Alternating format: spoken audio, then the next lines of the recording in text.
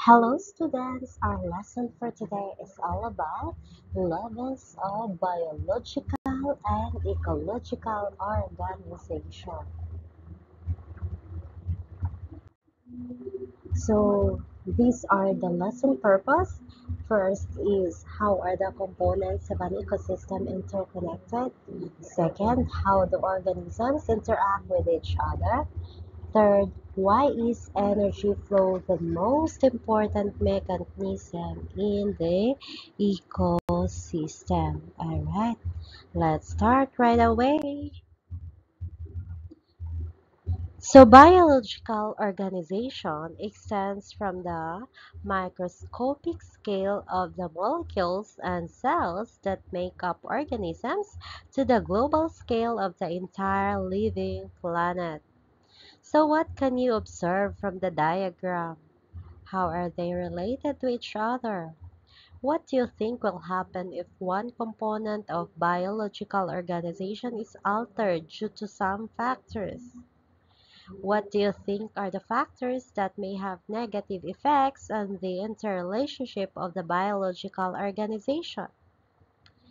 Now let's talk about what's shown in this image. It's a diagram of the levels of biological organization, which is an important topic in your Science 7 curriculum. So what the image shows, the image explains how life is organized, starting from the smallest building blocks, atoms, and growing to the largest and most complex level, the biosphere. Let's go step by step, starting with the atom, the smallest unit of matter. Everything, living or non-living, is made of atoms. Example, oxygen, hydrogen, carbon.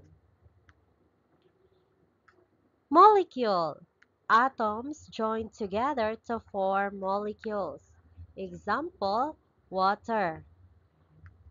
Carbon dioxide, glucose. Cell organelles. Inside cells, molecules combine to form organelles, which are like the mini organs of a cell. Example, nucleus, mitochondria, and cell membrane.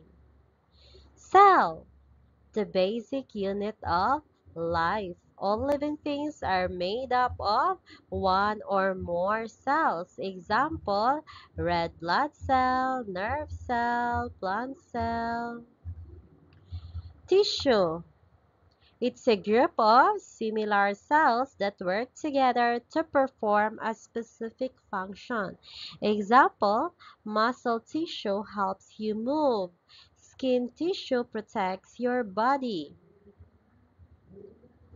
Organ, made up of different tissues working together. Example, heart, lungs, brain, or leaf in plants. So the plants also have, or yes, a plant has organs. So leaf, flowers, the stem, the roots, they are the organs of the plants.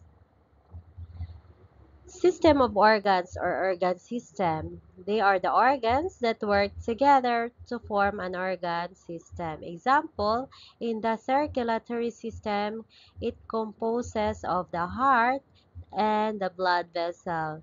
Then we also have the digestive system, the respiratory system. Organism. It's the living individual made up of organ systems. Example, a human, dog, tree, or fish. Population. It's a group of the same kind of organism living in one area. Example, a group of ants in a colony. Ecosystem. All the living things referred to as biotic, and non-living things refers to or referred to as abiotic in an area interacting with each other. Example, a forest, a pond, or a coral reef. Biome, it's a large region with similar climate, plants, and animals.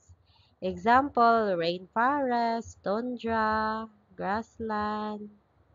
Biosphere, it's the largest level, includes all ecosystems on Earth. It's basically our entire planet where life exists. In summary, from smallest to largest, life is organized like this: atom, molecule, cell organelles, cell, tissue, organ, organ system, organism, population. I forgot to mention here the community. Before the ecosystem, then biome or bioma, then the biosphere. So why it's important? Understanding these levels helps us see how everything in nature is connected, from the tiniest particles to the whole planet. It also helps scientists study life in an organized way. Alright, now let's proceed to the quiz. Starting with number one, the basic unit of life is, okay, just choose among the given options. Number two, what is the smallest unit of biological organization within an organ ecosystem? The number three, which level of biological organization includes all of the populations of different species living and interacting within a defined area?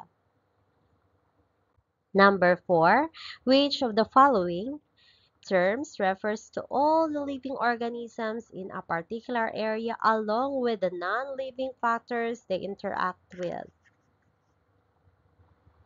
Number five, at which level of biological organization do individuals of the same species interbreed and produce fertile offspring? Number six, the study of interactions between living organisms and their environment is known as.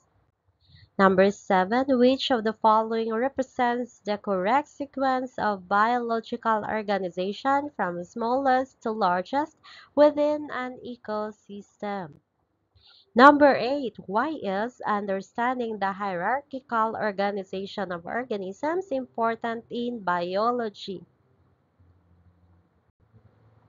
Number nine, how does knowledge of the cellular level of organization benefit biological research?